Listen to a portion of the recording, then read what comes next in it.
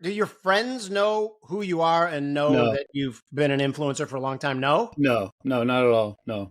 Does that ever bother you? Do you ever want credit? Because you have moved the needle, in my opinion. Yeah, you You've have. moved the needle on Thank cancel you. culture. You've moved the needle on Jeffrey Epstein. You do a lot of good stuff.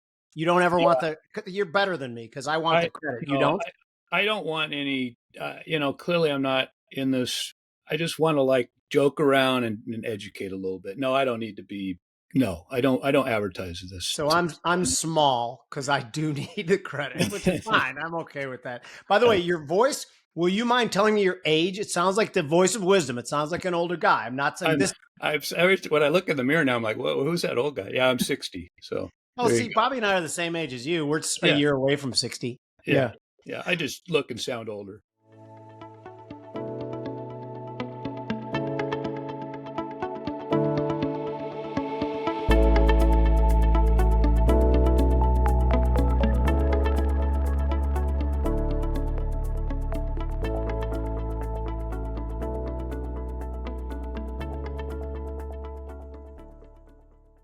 We're rolling now, just so you guys know. Yeah, welcome, everyone, to the Futures Ed podcast. I'm Jim Uriel.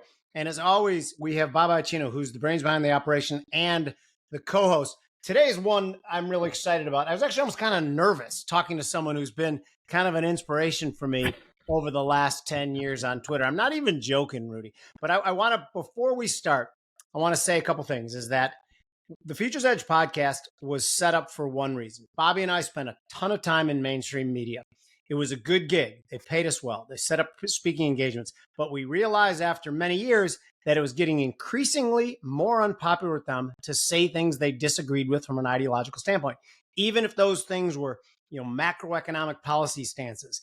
And we got bounced out of that industry. And I'm sure as hell glad we did, because it's absolutely absurd. So we want to start a platform where we can speak and say our mind. And this is it. And I tell you what, they can cancel us all they want. I'm going to keep saying the truth. But now on to our guest. We have Rudy Havenstein, who you guys, 90% of you probably know what the name Rudy Havenstein means. He's one of the greatest all-time central bankers. If by great, you mean a modern monetary theory guy who drove his country into economic ruin through hyperinflation. He was the central bank leader of the Weimar Republic. So it's kind of a funny little dig that Rudy's at. But Rudy, anyway, they don't want to hear me talk anymore. Rudy, how are you? Good. Thank you. Thanks for having me. Good. Okay. So let's get down to the meat of things real quick. Do you prefer Taylor Swift's earlier stuff that was less produced, or do you like that later mass produced stuff? Because I'm starting to get a little turned off. I'd have to go with the earlier stuff, to be honest with you. I know that's a little controversial, but yes, I think so too. Now, have we ever run into each other along the way? Do I know you in any way?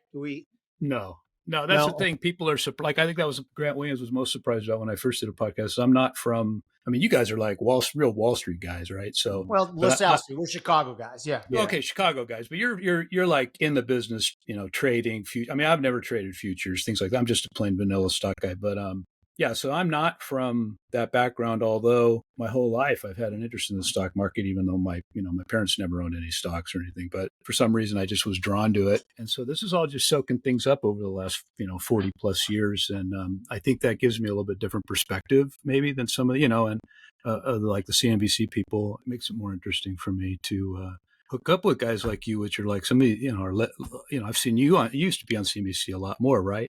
Years ago. A lot more. I mean, like I was contracted for them for 18 years before that all blew up spectacularly. Well, people say, "Oh, how can you watch that stuff?" I don't watch it. I have Thinkorswim. I've got a little app in the window behind. But I also, in the 90s, I was working, in the tech business, and everyone in their office had a TV on with CNBC, a .com bubble. And and in fact, it was your one of your recent guests, Bill Fleckenstein, who I started reading his stuff in the 90s.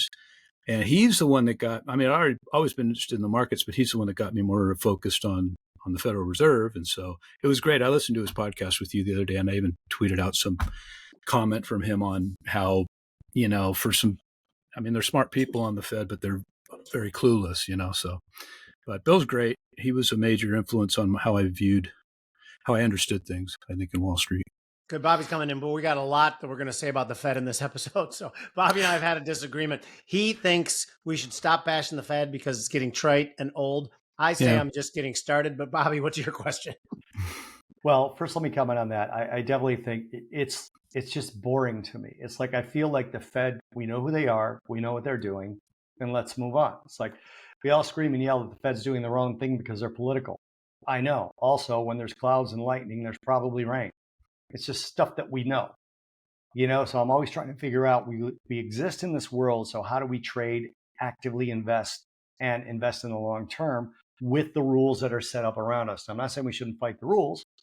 I'm just saying that, if you spend all your time, and this is not an accusation that either one of you do this, but if you spend all your time and thought power thinking of new insults for the Fed, you miss a trade or two, in my opinion.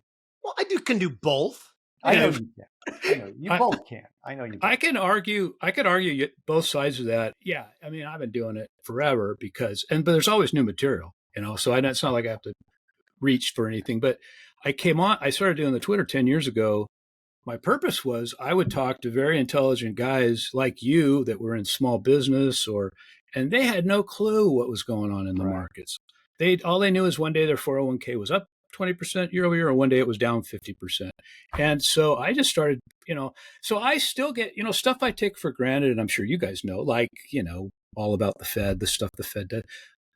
We know it. 99.8% of the population has no clue.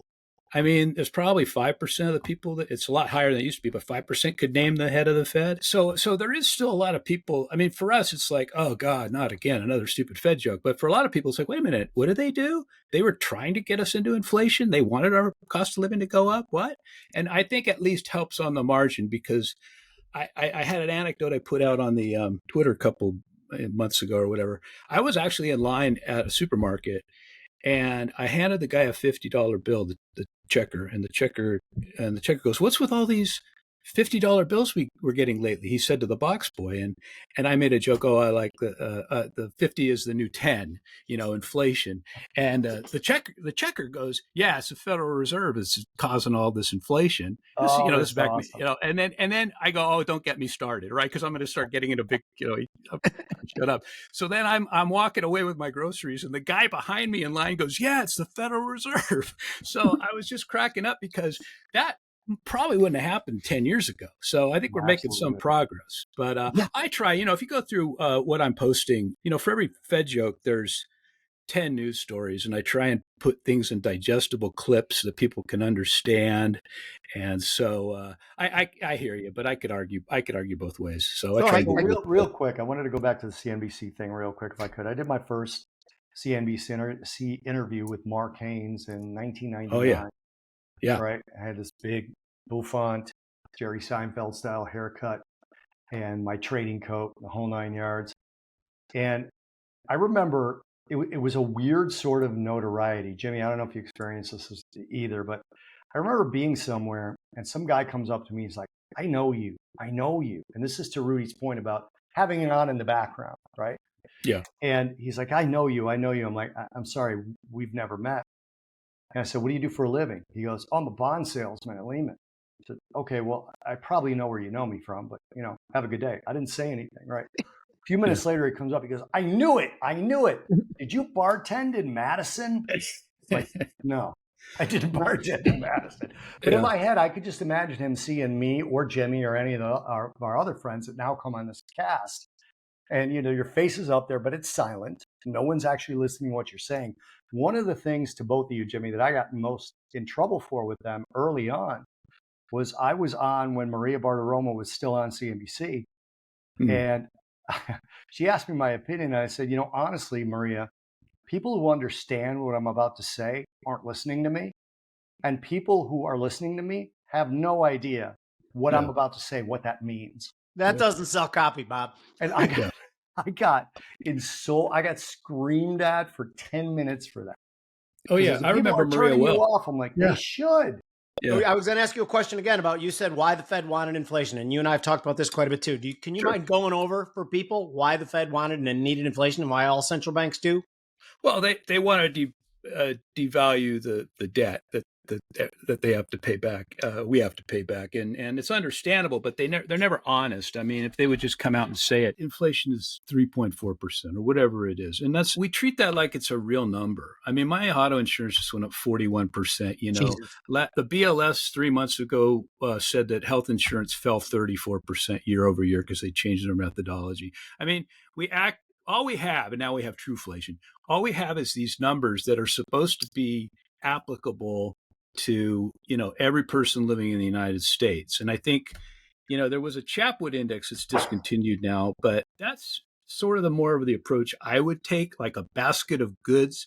And of course, you have to have a different basket of good maybe for a single guy that lives in New York, or for a family of 5 that lives in California or something, or a family of 2 that lives in Ohio. And you're never going to come up with a perfect number, but that's what we should do more of, instead of this incredible hedonic adjustment nonsense. But the whole purpose is they want to devalue the currency, and they pulled this 2% number out of the air.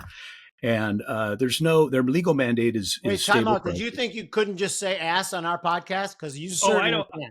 I'm no Dave. I'm no Dave Collum. I don't. I almost never cuss, and if I do, I quickly correct myself. No, I don't That's cuss. a shame, but okay. No, but it doesn't bother me if other people do it. But I personally don't do it. Rarely. And 2%. So if they, in other words, for 10 years, forget 21, 22, where they actively they changed their paradigm. I think it was in late 2019, 2020. The Fed did, where they said, we now actually want to get over 2% and stay there for a long time. And I believe some people even said like 4% would be great. Now I'm of the opinion, and I think a lot of people in the real world are, that if they say 4, it's probably 10 or 12. But regardless, I'm not at the BLS. But forgetting that period of 19, 20, 21, when they were trying to spike inflation, if you remember the 10 years before that, it's one of the biggest pet peeves I have. And I sent out a tweet in 2017 saying the big lie of this decade is there is no inflation, because I can't tell you, every day in the mid 2000s, in the late 2010s, 2017, 18, 19, every single day in the newspaper, on the FT or on CNBC, I would have some economist say we either have no inflation or we need more inflation. Now, if you say that to a PhD economist, they nod, and it makes a lot of sense to them. But I always say, let's go talk let's have this debate in the supermarket, because you're going to get destroyed. And like I said on Twitter, I'm not the one that has to turn off replies, but there was a very prominent economist who was saying, there's inflation's fine, everything's wonderful. And that person had to turn off their replies because we were getting so many Joe Blows saying, are you nuts? And that's the thing. There was a Wall Street Journal article that, Hilson Rath put out in 2015, like, hey, America, what's your problem? Kind of like you hear lately. Why aren't you, why are you bummed out? That's right. And the replies, I saved them, and it's still out there. This is in 2015, when the official inflation rate was like 0. And I have a page and a half of comments from registered Wall Street Journal subscribers saying, are you insane? The cost of this is going through the roof, the cost of that. So there is a massive, massive disconnect between what the government and what the economists tell us the price of the cost of living is, and what the average person is experiencing in their real life. And that's a major disconnect. And I mentioned back in the 2016, that was a reason I thought that Sanders and Trump were winning states. Because if you looked at the economic numbers back then, they were awesome, just like today. And why are Sanders and Trump winning states? And I said it's because they're presenting an economic narrative that matches more people's real lives than the CNBC narrative or the Fed narrative. So here's my question then. It's 2024. Big data has been the thing for 15 years.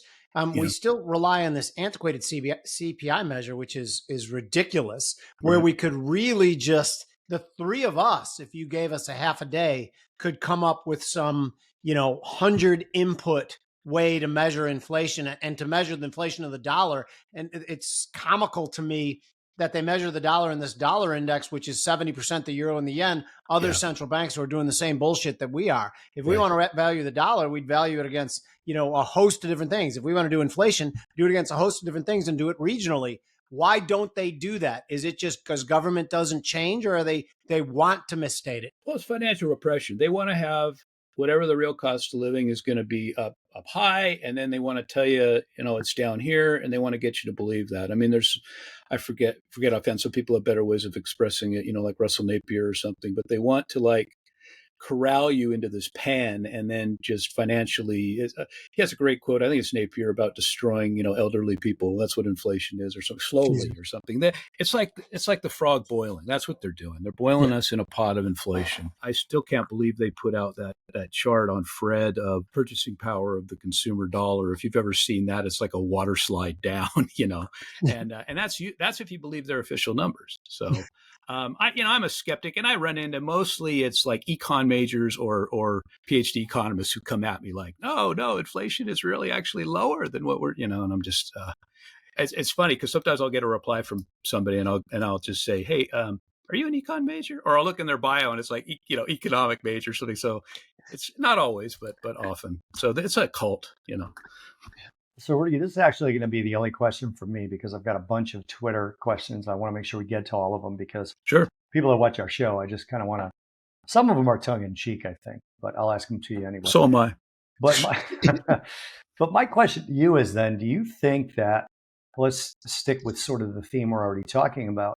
It makes me crazy when, and there's people from all generations doing this, saying that one specifically that I mentioned in the podcast with Fleck, that consumers feel bad about the economy because they don't understand economics. And it drives, when I hear that, I think to myself, okay, the universities are in on it in a complicit way. Because when you see older people saying this, okay, that's fine, we can all pay our bills, and we're looking at the numbers and we're going, they're just mad because they can't get the new iPhone, right? Jim and I don't say that. I'm sure you don't, but but then you get this group of younger people and you see these contrasting social media posts where one person is saying, oh, the vibe session is turning into a vibe expansion. It's just how people feel. And then you have somebody else coming out and saying something effective, I can't even eat after I pay my rent. Right. Now, do you think it's inherently something in this generation, or is it real that they can't eat? Because when you talk about two-income families not being able to pay all their bills anymore, something seems wrong. Yeah, there is one thing that I think isn't mentioned. And first of all, before I get into that, the hedonic adjustments that they started doing in the, I don't know, the 80s or 90s, substitution came in then too, is just absurd. For 25 years, they said car prices didn't go up. So it's just absurd because the car was better. So the way it works, just quickly for people, is like a car goes up $1,000 in price, but the BLS says, well, now it's got this new airbag, so really that would cost you $1,100. So the car actually went down $100 in price.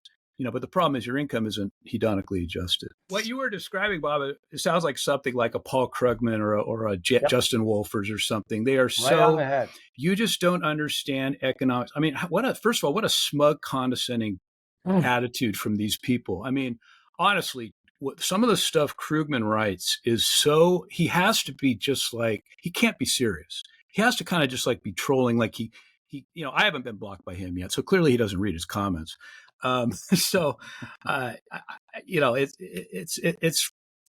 was going to say about what we have different today is, okay, everyone's got a cell phone now, right? You didn't have cell phone when we were kids, right? So and then everybody's got to have several streaming subscriptions, and then everybody's got, all these other, there's a lot of expenses that people consider like necessary as part of life now that really weren't necessary years ago. And it's funny. There was a post from a guy on Twitter not long ago. He laid out that he had spent $25,000 on DoorDash during the year. Now I assume this guy is some tech guy that made a few $100,000 or something, and he, for some reason, he added that up and posted what he had spent, and he was like, "Wow, and then his comment was, which was made it interesting, how can people live on $40,000?" And that's kind of what we have in this country. Is you've got the guys that you see on CNBC who probably spend $25,000 on DoorDash a year, and then you've got the people that make the average median wage in the U.S. according to Social Security is only around it's below 40,000, I think. So most people don't make much money. That's another thing. I think there was a survey of Americans. What do you think the average American makes? And they're like, oh, I don't know, they make like 100 or 200,000 or something. I mean, people like you say, it's probably generational. The schools are so terrible. The kids, they have no financial education at all. And I'm not talking about stock market. I mean, they don't know what a bank account is. They don't know how to do, they don't learn simple contracts. One of the most useful classes I ever took was business law in a community college because, it teaches you basic things about contracts, kind of things. You're going to buy a house, you're going to buy a car. The kids don't know that and they're never taught. And then they turn 18, they go to college and they get 500 credit card things. And then you wonder why these kids are in 20 grand of debt. I remember 30 years ago, I had this guy working for me who was brilliant guy, but he had like $60,000 of credit card debt. And he was probably making not much more than that at the time. And I said, dude, you're paying 24% interest a month. And he's like, yeah, I just pay the minimum payment. And I couldn't explain to this very smart person that he is just throwing money away. And I think there's a lot of Americans like that. They don't have any financial education. And I guess it doesn't occur to them. There was a post on Reddit, and I get a lot of Reddit is full of garbage. It's a complete dumpster fire, but there is some wheat there amongst the chaff. And they have a subreddit called, I think, Poverty Finance or something like that, where poor people or poorer people than us go on there and talk about like their situation, give advice to each other and stuff. And somebody on there had talked about, there was a post the other day where they said, I just realized I spent $500 last month on DoorDash. And she goes, the poster said, that's half my rent. It was like a light bulb going on moment for them. And the other people were encouraging, like, there you go. Now that's the kind of thing you can do to try and make, I assume this person doesn't make much money. Her rent's $1,000, but she was spending $500 on DoorDash. And I think that's something that my generation, I can't relate to, I can't understand. I would never go pay someone to bring me my food, I mean, right. I don't know. We usually used to say, I'll pay if you go pick it up for me. I'll buy yours, or something. That was the worst we would do. But anyway, just rambling on. It brings me to there's not as much opportunity for sort of demand exchange or demand elasticity, whichever way you want to look at it. The old economic phrase that, when steak is too expensive, they buy chicken, right? If you're talking about when Netflix gets too expensive, you don't switch to Max. When you can't get a car without nav anymore, even though nobody uses the nav. They all use their phones. We have basically two choices of phone. Android is not going to come out with a $400 phone, or Samsung rather, because Apple came out with a $500 phone. They're not competing anymore. So that's why I ask if somehow the universities themselves, if you feel they're complicit, if it's deliberate, or if these PhD professor types are just as clueless, because how do they look at the things they've been teaching? When I went to university, inflation was an increase of the money supply and nothing to do with prices.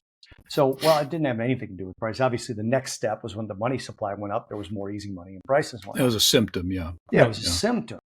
Whereas now, people just look at the price of things and they said there's so much inflation. When, to your point, there's been no inflation in 30 years. If you look at it from a money supply factor, there's been nothing but. Well, it's just a difference between the academia. I mean, clearly academia is.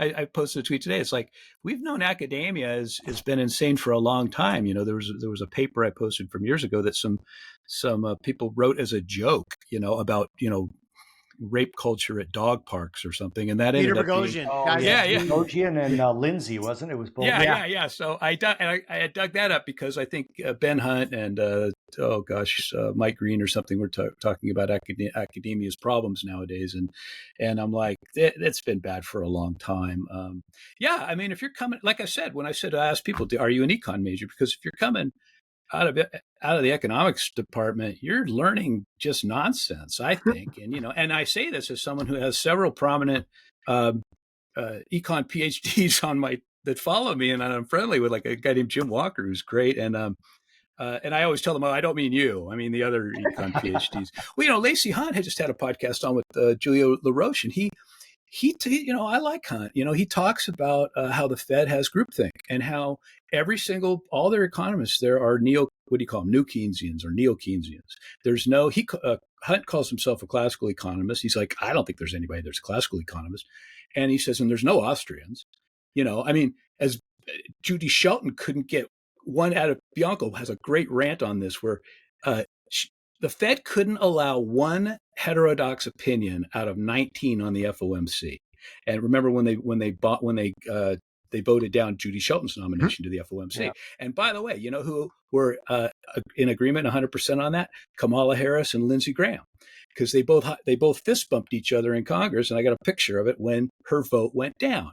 Jesus. And it's amazing. And the other thing that I just realized, they have 14-year terms. So all of the people that Joe Biden just put on, and there's 4 or 5 or 6, there's people I've never even heard of, and I study this stuff more than 99% of the population. They're going to be there for 14 years, and they're going to make Jerome Powell look like Paul Volcker. So that's something to worry about in the future. So the modern monetary theory people, like, again, your avatar is Rudy Havenstein, who just believed you could print money apparently too. And these people, when I look at what's that? Well, he meant well, right? He meant well. But I will add that he meant well, and also. I like to point out that my nominal GDP record was quite good. So just okay, good. Yeah. But I will also point out that he set the seeds for dominoes to fall. That 3% of the world's population was killed in World War II. 100%.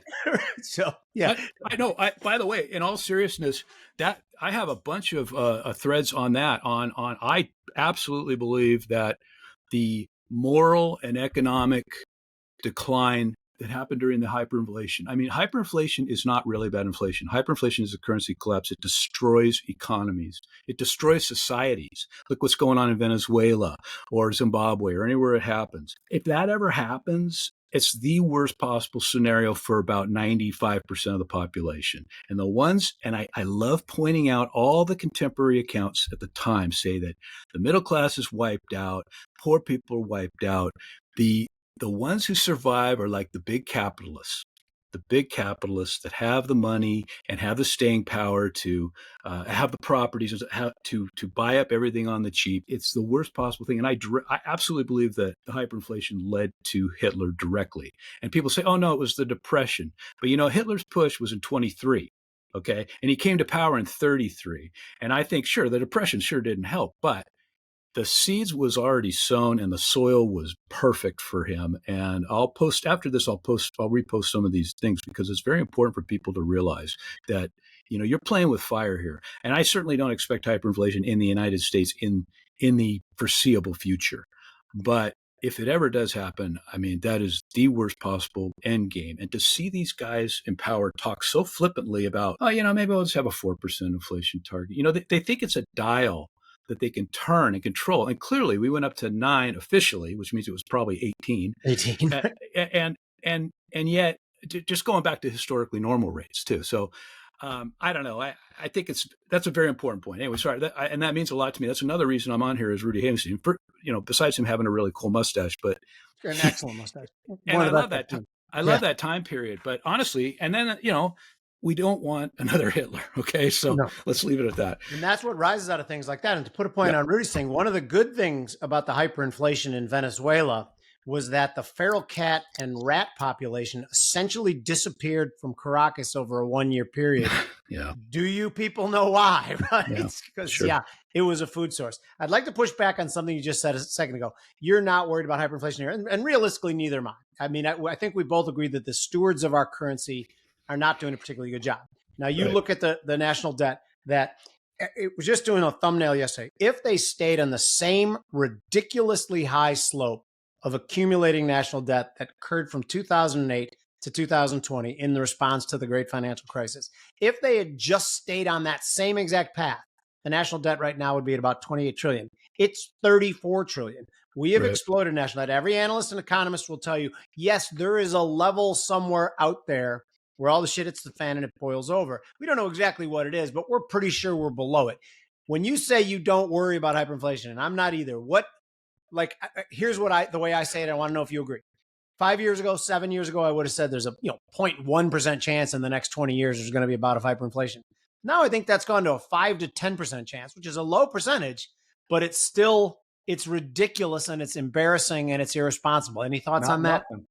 I totally agree with you. I can't argue. I mean, I rarely, I don't focus on the national debt as much as a lot of people. But although recently I have, like you said, you reach a tipping point, and there's nobody that seems. I mean, nobody is talking about reducing it. And if you do, then you hate old people and you hate young people. I mean, it's very. There's no part of the problem is our batch of politicians of both parties now are so horrendous that there's no one willing to.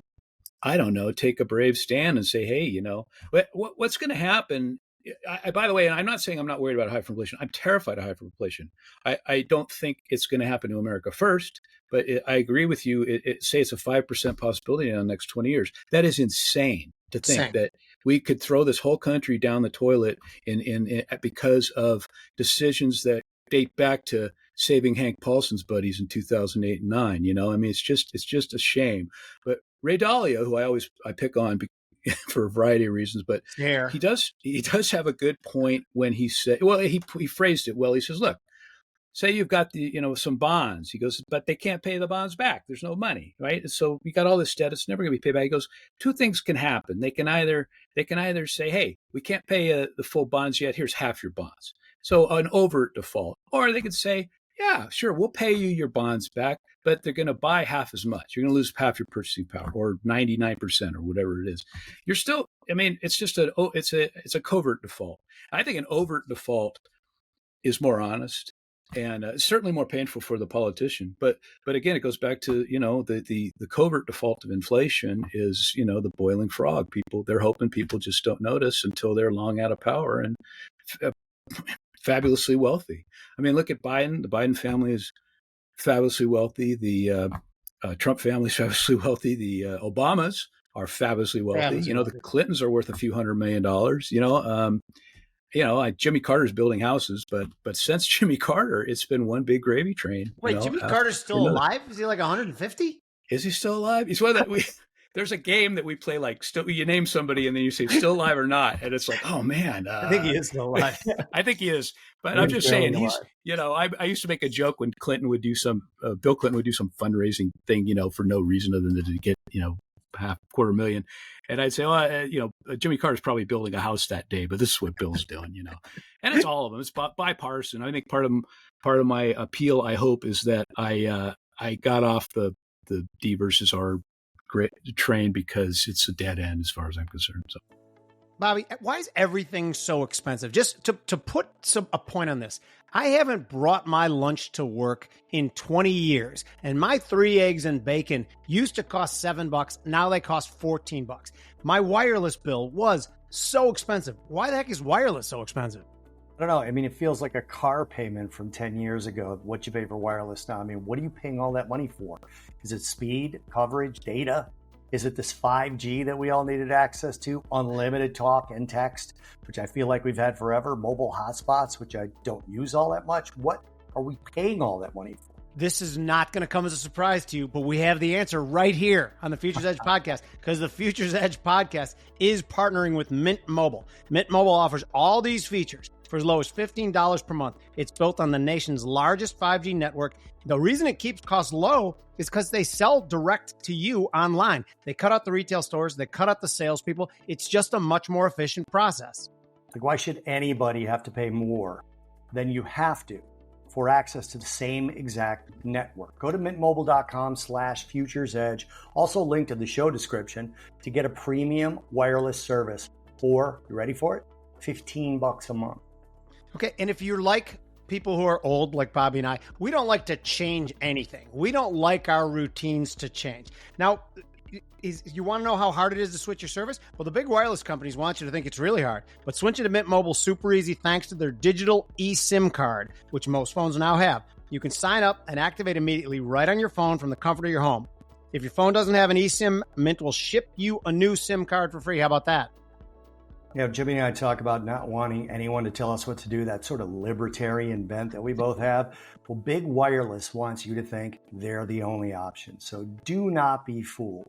Go to mintmobile.com/futuresedge, also again, linked in the show description, and stop paying more than you have to for your phone plan. By the way, now through the end of January, New customers can get any plan for just $15 a month when they purchase 3 months or more.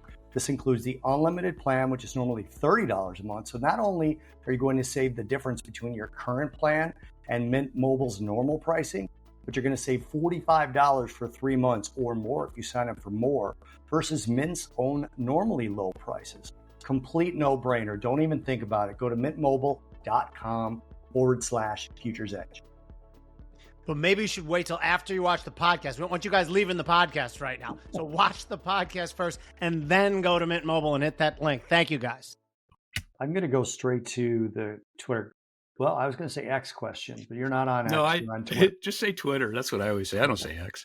Not on X, he's on Twitter. I'm going to go through a couple of the tongue-in-cheek ones first and just kind of let you answer those really quickly. I can't find who said it, but somebody wanted to know if you like the Ravens -3.5. Oh, I was looking at that. You know, I'm a sucker for KC. They've cost me a lot of money this year.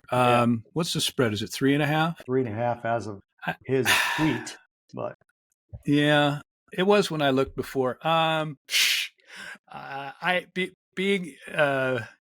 Being a sucker for KC, and Mahomes, I would probably take the 3.5, but I would probably lose. So I can't find who posted it because I want to give people credit. Here's another tongue-in-cheek one from Bassam Lahood. What are his pronouns? Oh, they're in my bio. It's he and ha. That's you. I knew there was somebody who had that in their bio, and I was going to use it as my own. It's you. Okay, good. Yeah.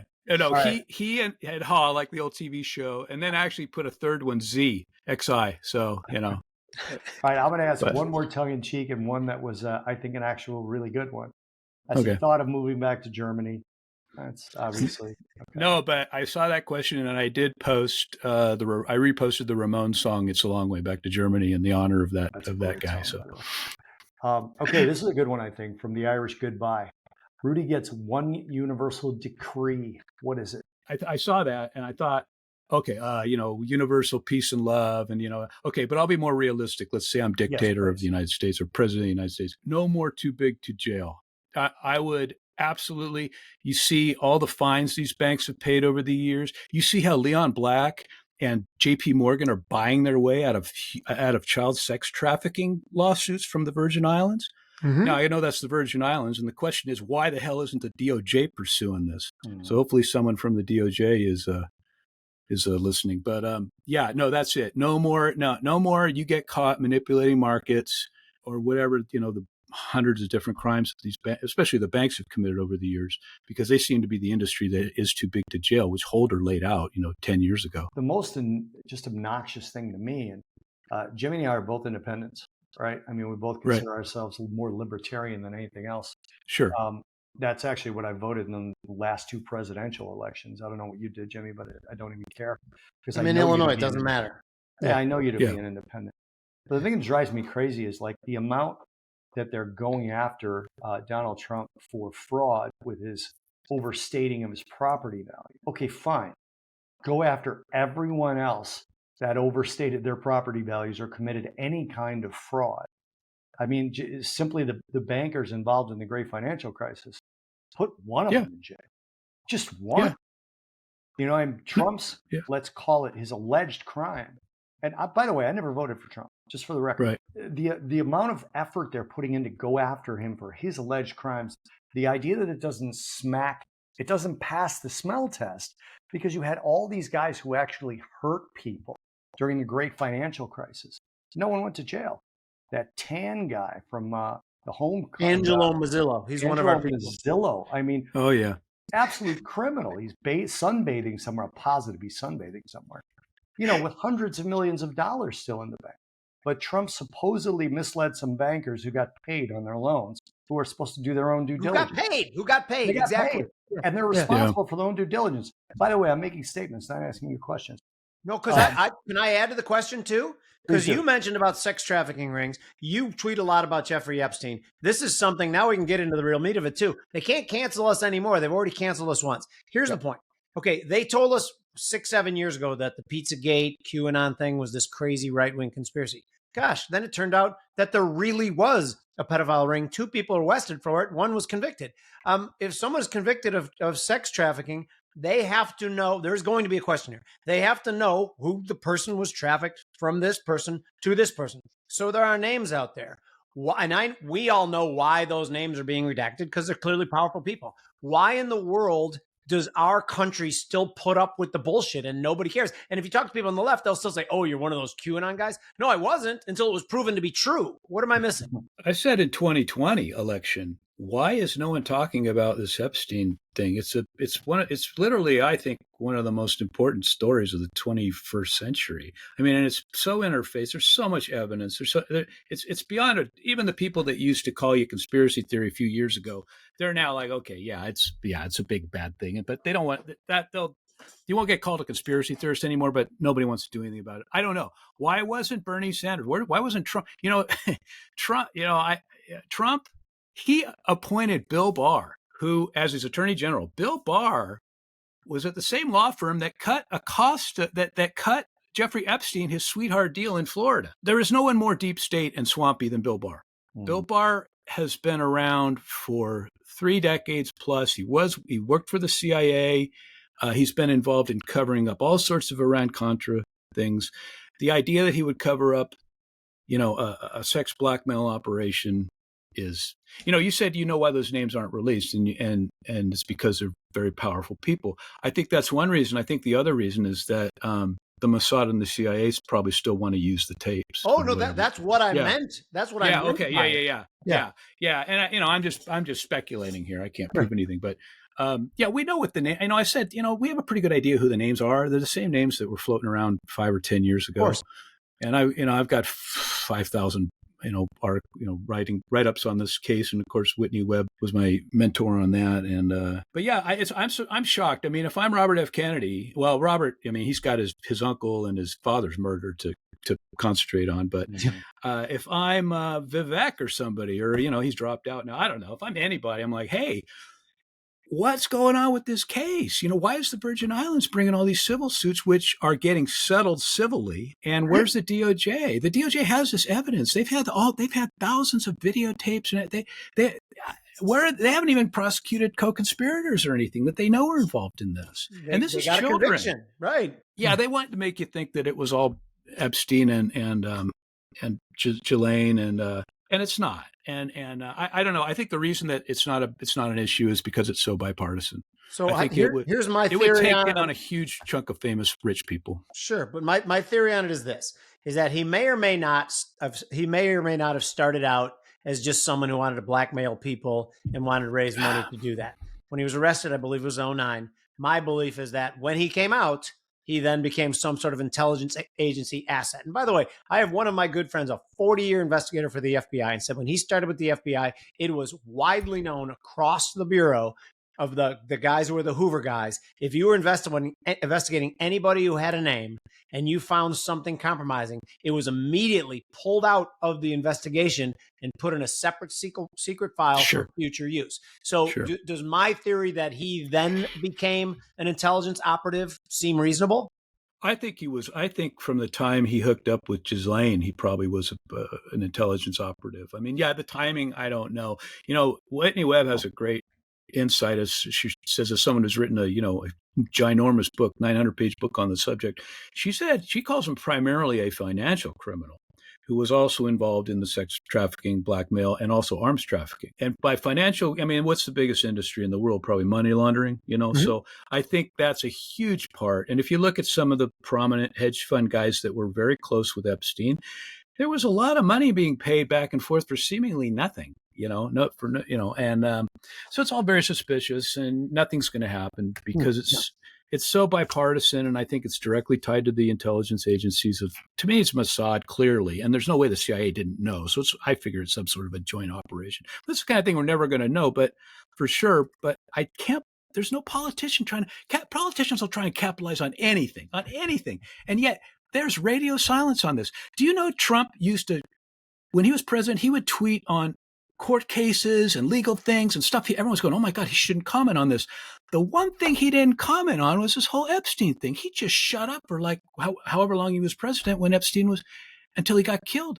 And then he didn't even comment on the killing. There's a recent interview he did with Tucker Carlson that I put out, and he's like, oh yeah, oh, like he's acting as if he wasn't president when this happened. Ben Hunt's got a great quote. A non-corrupt state has one job when Jeff Epstein's in jail. You keep him alive for trial. Yeah. I was making jokes about how Epstein was going to die. I remember. In the weeks before he did. This was the most predicted prisoner murder in history. Yeah. And the guards fell asleep. The cameras didn't work. And, and the warden ended up later getting promoted to another higher up job at another prison. What does that say to anybody that with two eyes and a brain? It's like, it's clear what's going on. It was a payoff, and they were told. At first, I used to say suicided. Now I just say murdered. Yeah, but who cares? Even if he killed himself, like they say it is, I don't even care. Like you said, the legal system had one job to do, and by turning their back on it, they're just as culpable as if they pulled the trigger or whatever. Right, and I think there's a lot of people that wanted him dead. Yeah, of course. You've got one of his former associates, Donnie Deutsch, who used to be on CNBC a lot, and I knew him. As a clip I have of him saying, this is like 2 weeks before Epstein's murdered. He says, there's a lot of powerful men having sleepless nights tonight because I remember that. Epstein's going to they're going to give him leniency in return for all these names. And it's like, okay, the guy had to die. And so, that clip from The Godfather where Pacino shows up in the hospital and no one's there. Yeah. And, that I posted that clip and said, this is Al Pacino visiting Jeff Epstein. And this is like 2 weeks before they murdered him. So, and yet there's no congressional investigation. There's no investment of the Attorney General investigation or DOJ. This was a major, major screw up at best in some universe, and nothing. And that says a lot. That says a lot. It's just amazing how they're successful in politicizing everything. If I post something about anything, about Epstein, for example, all of a sudden everyone's like, well, Trump was part of it too. I go, 100%. When did I ever say, post it, but takes Trump's name out? I'm not it doesn't make a Trump supporter all of them go to jail. For 10 years. Yeah. What about Trump? What about Clinton? I'd get the opposite. If you put something about Trump, they say, what about Clinton? That's the thing with me. I go, yeah, ridiculous. Him too. Get them all. Him too. And then when I say, yeah, Trump and Clinton, yeah, let's investigate them both. People are like, oh, they don't know. They've lost their partisan, weapon. And then they're like, oh, okay. And and then they go away. With the misleading nature of the efficacy of the vaccines, where if you talk about it now, people are like, oh, you Republicans, this and that. It's like, it was Trump. Was Operation Warp Speed. That was Trump. Yeah. What are you guys talking about? This is not political. Well, I'm just going to write in Ron Paul again. Yeah, but Donald Trump still pushes the vaccines. He's still very proud of that accomplishment. So this is the thing that's so crazy to me, because I'm called a Trumper all the time. Like I'm sure you guys have both been at some point in time. Yeah, he let lockdowns go. I will say that I thought he was kind of pushed into that and didn't know what to do in the short time that he did it. But he's been pushing the vaccines ever since. So like, why, when I say things like that and people say you're so political, how could health discussions be political? What planet are we on here? Can anyone shed some light on that? It's the cable news. It rots your brain. Right after Trump got elected, I stopped watching. And by the way, I've been called a libtard. I've been called it was a good one. Bernie Elizabeth Warren groupie. Yeah. And I've also been called a communist, a Trump idiot or something, Nazi once or twice. It's just like you guys. Yeah. Let me knock out these Twitter questions. Okay. I thought you were done. Okay, good. No. Go for 2 hours here, but this one, after experiencing what was done over the past 25 years, this is from third gen Widge. From wars to trade to housing to domestic spying and crimination to open borders to health policies to inflation to education to voting, what would it take for you to be de-cynicized? Is it even possible? First of all, stop doing those things.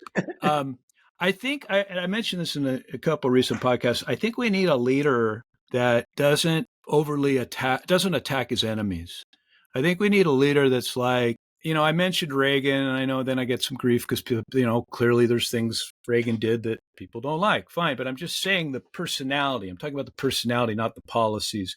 Where he would joke around with he could go have a beer with the Democratic Speaker of the House, or he could joke around, and he just had a sense of humor, and even if you didn't like him, you were kind of like, oh, that was kind of a funny joke, because nowadays, like Trump, one of the worst things about Trump as president is he was so divisive. He went out, he'd throw raw meat to his supporters, which is fine. But then he'd go out of his way just to like attack, people that are, I guess that was part of the red meat, but it was so unnecessary, and Joe Biden has been a far worse president than I ever expected. And I don't know how much of it is the senility or whatever else, but I mean, his whole dark Biden speech and his whole like Republicans are is the enemy. I mean, like they're traitors or something. They're not. They're just people that see the world differently than you, Joe Biden, and so I think he's been terrible on that. And he's surrounded by terrible people. But then again, like I say, Trump was surrounded by terrible people too. I didn't like who he surrounded himself with. And I certainly don't like the people Biden's got. And everyone says that the Obamas are running the Biden administration, and great, yay. How did Trump get elected in the first place? Joe Biden. I mean, that's people get really kind of triggered on that. But I have a picture of all of the Bushes and the Clintons and the Obamas, all hugging and all lovey-dovey. And I said, these people are why Donald Trump won in 2016. Yeah. And people don't. They're like, what? But that's a fact. People were sick of the wars. They were sick of the Obama administration came in and swept everything under the rug, and no bankers went to jail while they lost their houses. People were ticked off. So Trump, I said it then, I say it now. Trump was a giant middle finger to the Bushes and the Obamas.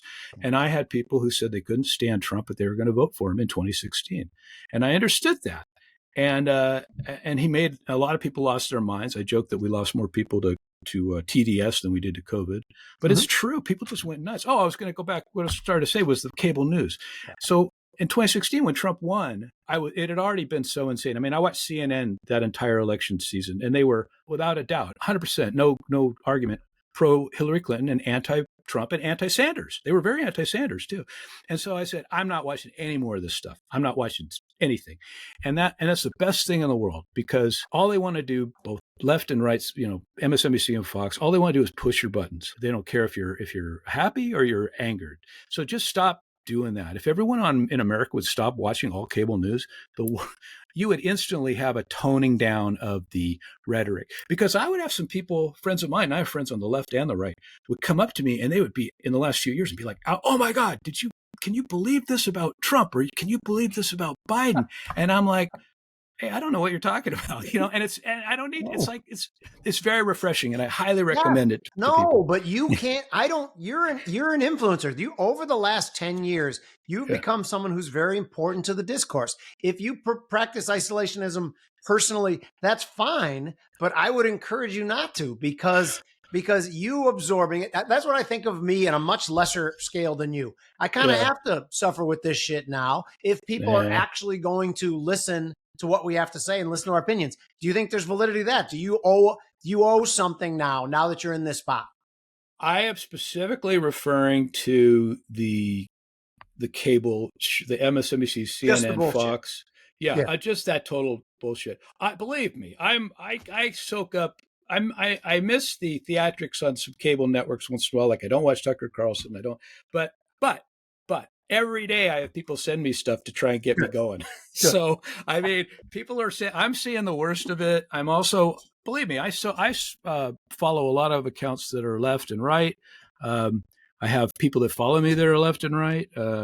It's an anecdote. I think, this is how I grew up. When I was like 18, I subscribed 1 year to The Nation and to the National Review. So you got The Nation was left wing and the National Review was right wing. And I read them cover to cover for like a year. And I'm like 18, 19. And I remember thinking with each magazine, I agreed with a third of it. I was like, oh yeah, I'm on board with this. A third of it, another third was like, well, yeah, no, I can't buy that, but I understand your reasoning. And then a third of it was batshit crazy.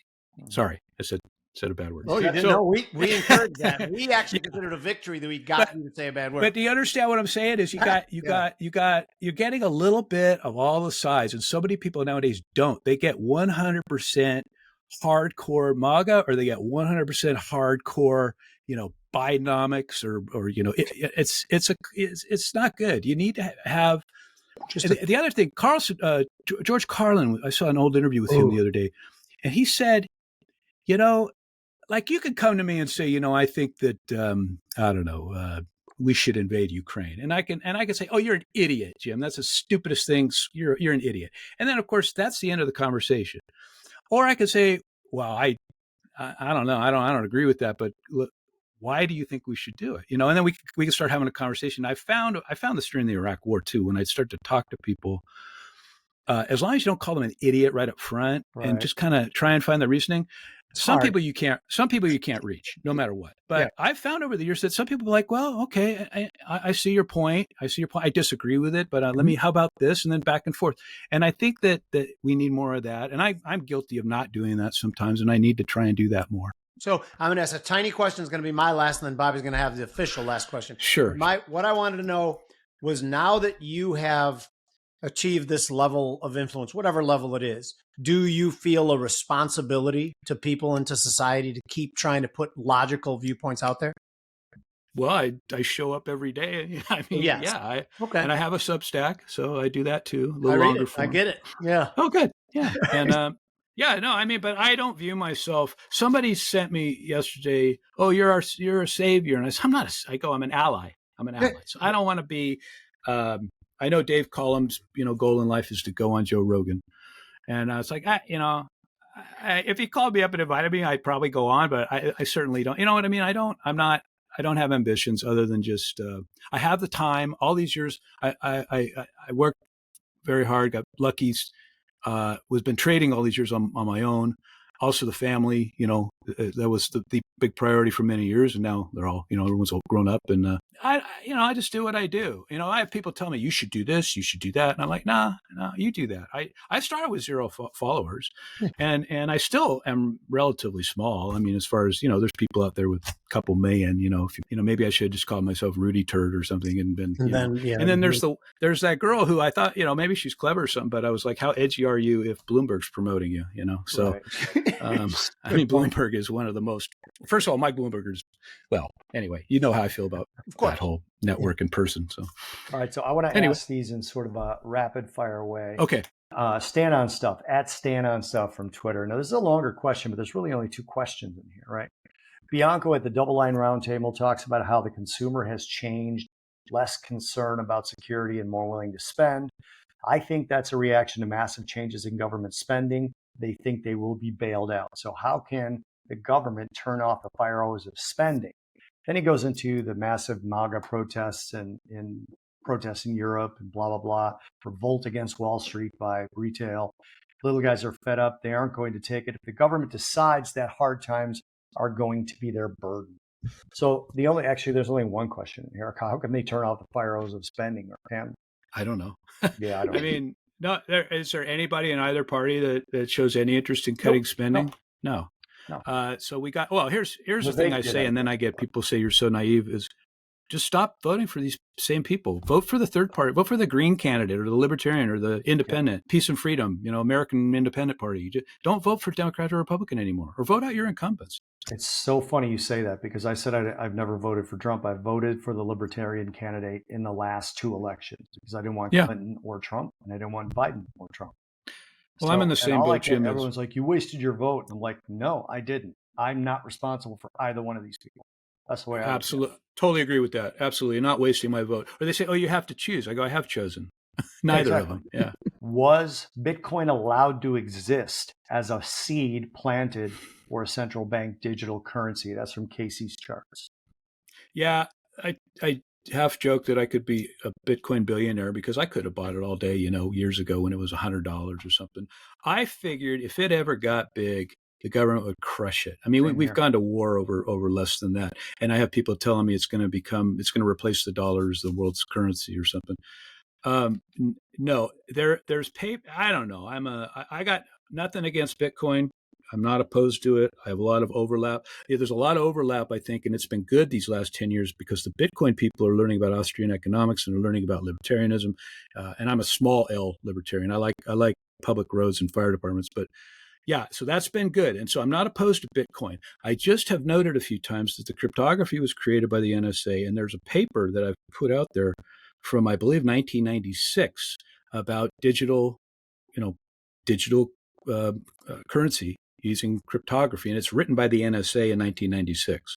So at the very least, they were plugged into the same thing that Satoshi was plugged into. And there's a theory that I don't know that I can argue. I can't argue either way on it, that it was a way to get people used to digital currencies on the eventual road to a CBDC. And I'm sure you guys are on board with this, but let me just tell anybody out there, if they ever try and get rid of cash and just have us use these central bank digital currencies, you're just basically talking about the end of freedom for everybody in America. It's the worst solution. They want to have complete control over you. Oh, you can't buy that item. Oh, we're gonna tax you automatically. Oh, we're going to if negative 5% interest rates. They really want to do that. There's papers by Ken Rogoff about the reason that they want to go below the zero bound, or the reason that they can't go below zero bound, is because cash exists. So keep that in mind when they want to ban cash. If they ban cash, we're in big trouble because they'll have complete control. Jimmy, Absolutely. I got one more here from Twitter, and then you can walk us out. But that central bank digital currency, Jimmy's hugely against it, as am I. I think it is the number one thing we have to get youth to understand, because they're just so used to debit, right, electronic payment, all that. It's like just a natural thing for them to migrate over. But anyway, Steve Madonis, he's at Steven Madonna. Will we have QE again this year? And I'm going to add in BTFP doesn't count, the bank term funding program. Do you think they're going to end that in March? No. Nope. Yeah, absolutely not. Yeah, I totally agree. Are we going to have QE again? Well, we had QE today. They bought some T-bills, I think, the Fed every day. There you go. I don't know why. I guess they're trying to limit how much they drop a month. But as I pointed out the other day, they've been averaging over the last year $68 billion a month, not $95 billion. And of course, they still own $2.4 trillion of MBS, which is a joke. So yeah, go look at, they bought T-bills today. The Fed did. Okay. So, it wasn't a lot, but Powell chickened out in 2018, 2019. He's been much stronger this time, this second round. I didn't expect that he'd get to 5, so I'm a little impressed with that, which people say, oh, the rates are so historically high now. I'm like, no, we finally normalized after the last 15 years. We've normalized. Right. But I'm less concerned with the rates than with the QE, because that's where all the wealth inequality came out of. And I've got countless examples of various people way smarter than me saying that's exactly how it works. So will there be QE this year? Maybe if the stock market drops 20 or 30%, or, as you're talking about the budget, they got to sell so much. There's so much supply. And if you just look at simple supply demand, you think the rates are going to, look, the 10-year was up today. Maybe I don't know. QE would not surprise me. Nothing would surprise me. Don't get me started on those mortgages. Let me leave with one thing. You go. There was a tweet someone said once that said, what's your advice to your 2009 self? And my answer was, don't underestimate how insane they will get to protect the kleptocracy. So gives me goosebumps just nothing thinking would about surprise it. me. Yeah, no doubt about it. And this, I think there is going to be QE. I think that once the Treasury has to start selling longer end bonds exclusively when they dry up the reverse repo shit, that the Fed is going to realize that they got to step in and be a sponsor at those auctions. But anyway, that's a whole other show. And we've been on, this has been our longest show ever, I think. We're like an hour and 5 minutes in. No, this has been great. I'd go another, we got some beers, I'd go for another hour, but I'm not going to keep you. I actually have to pack. I'm flying to Arizona tomorrow to give a speech at an agriculture conference, which should be fun. I like the agriculture people. They're smart. Excellent. And they're very down to earth. But thank you. This has been Rudy. Havenstein. You guys, I'm not even going to say where to find him. You all know where to find him. He's one of the most prolific and one of the best Twitter accounts. Thank you so much for being on. We greatly appreciate it. Love to have you on again sometime too. Oh, yeah. Thanks a lot, Bob and Jim. Appreciate it. Rudy. Yeah.